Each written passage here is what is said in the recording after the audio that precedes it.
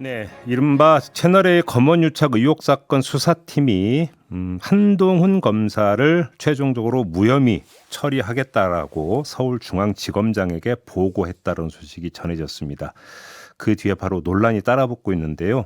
이 사건을 비롯해서 현재 수사가 진행 중인 여러 또 현안들이 있습니다. 이에 대한 여야 입장이 궁금해서 지금부터 차례로 여야 연결해서 입장 들어보겠습니다. 먼저 민주당으로 가는데요. 국회 법사위 위원이시기도 하죠. 최강욱 의원 전화로 만나보겠습니다. 나와 계시죠? 네, 안녕하세요. 예, 한동훈 검사 무혐의 처리하겠다고 정식 보고를 했다고 하는데요. 어떻게 평가하세요? 글쎄 일단 사실관계를 더 확인해봐야 될 일인 것 같긴 합니다만 예, 뭔가 그 이상한 기운이 느껴진다고 할까요? 그러니까 과거에 도이치모터스 사건과 관련해서 그 김건희 씨에 관한 뭐 무혐의 처분을 했는데 위에서 뭐 결정 안 해주고 있다 이런 비슷한 류의 얘기가 네. 지금 또 시작되는 거 아닌가 싶습니다. 잠깐만요. 그러면 의원님 지금 확인이 필요하다는 말씀은 무혐의 종결 처리하겠습니다라는 정식 보고가 됐는지부터 확인해야 된다 이 말씀이신가요? 예, 그렇습니다. 지금 이게 확인된 사실이 아닙니까? 중앙지검의 공식적인 입장은 그런 사실이 없다고 지금 언론에다가 알린 거 아니었습니까? 네. 그래요.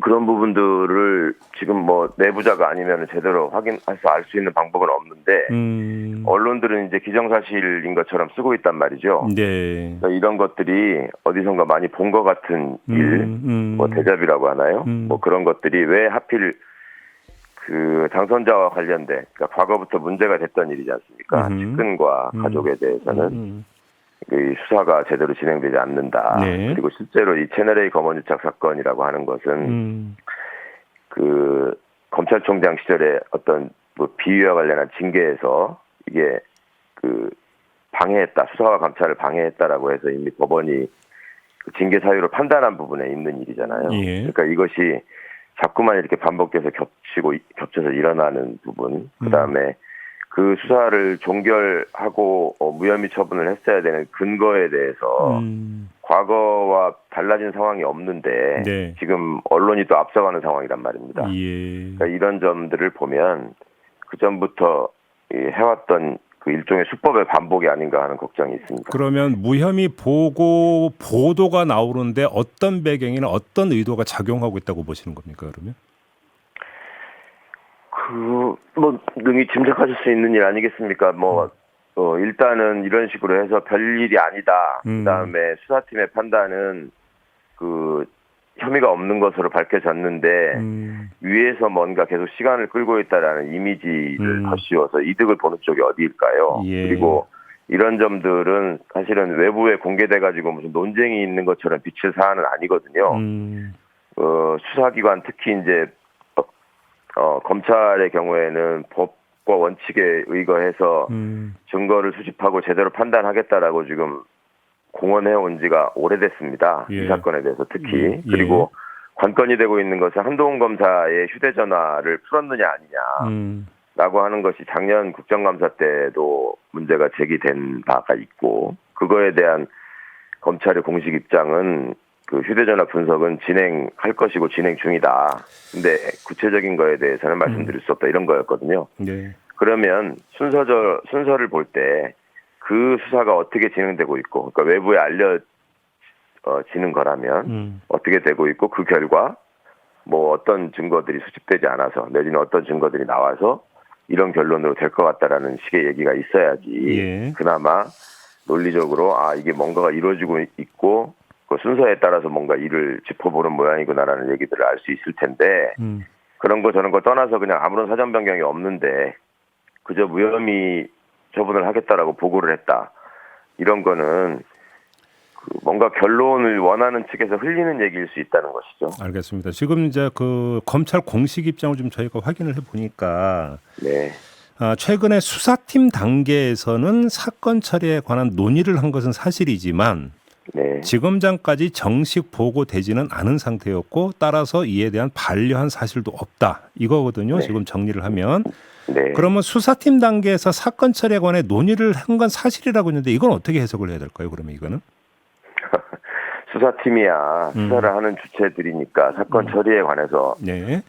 당연히 논의를 해야 되겠죠. 그런데 그것을 제대로 된 보고도 이루어지지 않은 상황에서 왜 외부에 흘리냔 말입니다. 알겠습니다. 그러면 의원님 지금 보도에 따르면 그동안 11번에 걸쳐서 한동훈 검사 무혐의 보고를 올린 바가 있지만 수용하지 않았다. 이런 보도 막 엄청 나왔잖아요. 그럼 이것도 예. 결국은 다 그 사실에 기초하지 않은 이른바 플레이성 보도다 이렇게 보시는 겁니까?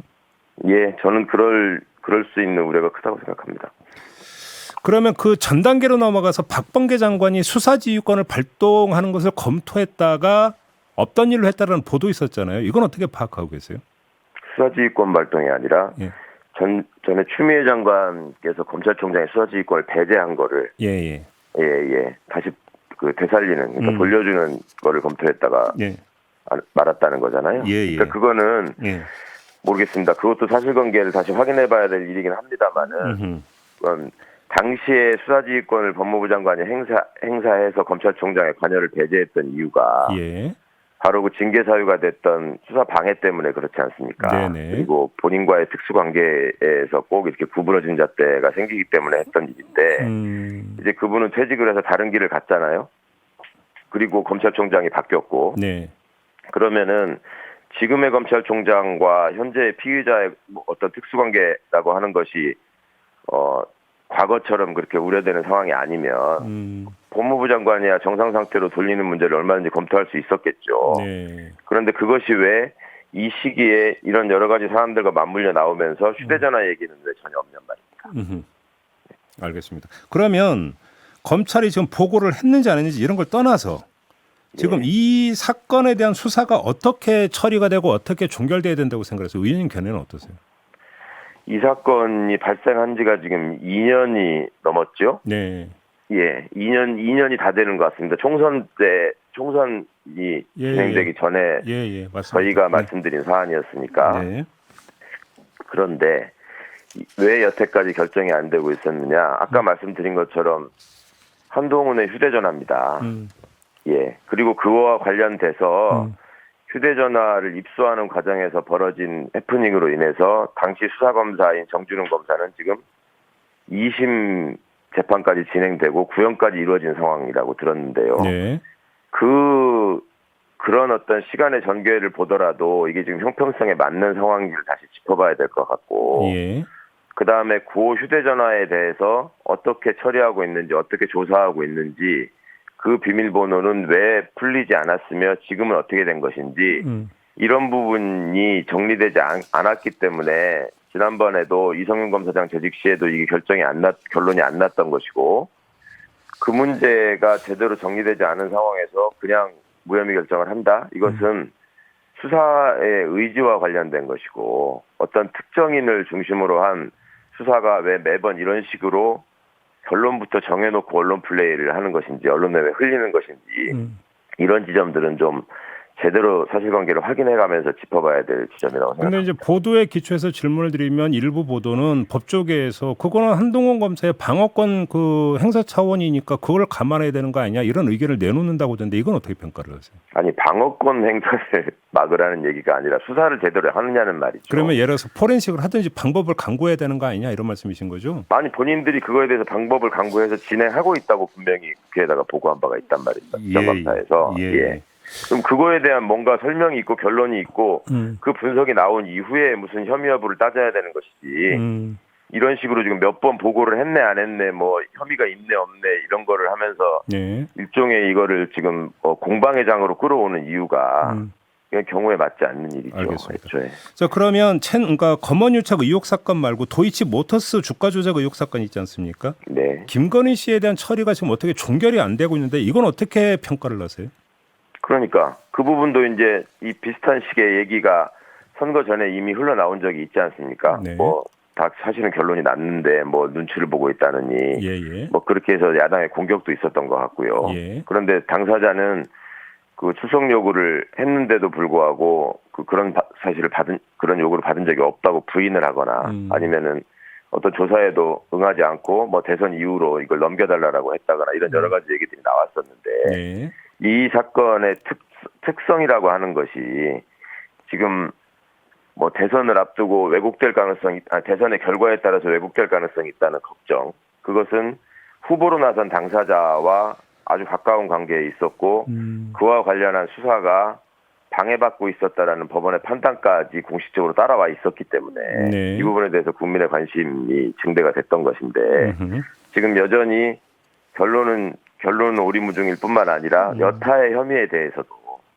지금 어제 무슨 그 부산대 의전원에서 입학 취소 조치를 한 거에 그 따라서 기준을 보자면 네. 그 김건희 씨와 관련된 여러 가지 학력 경력 위조 내지는 뭐 세탁 의혹 뭐 이런 것들은 본인이 인정한 부분이 있음에도 불구하고 지금 전혀 수사가 이루어지지 않고 있지 않습니까?